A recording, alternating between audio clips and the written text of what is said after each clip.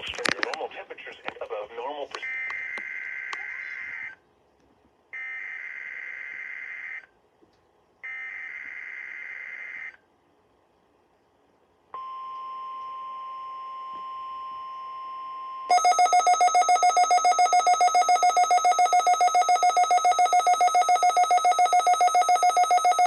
State College, Pennsylvania.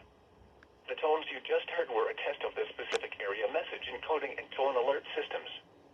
During dangerous weather events, NOAA weather radio receivers can be activated by these systems.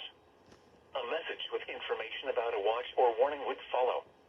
Tests of these systems are normally conducted by the National Weather Service between 11 a.m. and noon each Wednesday. If there is a threat of severe weather, the test may be postponed until the next good weather day. Repeating, this was a test of the specific area message encoding and tone alert systems.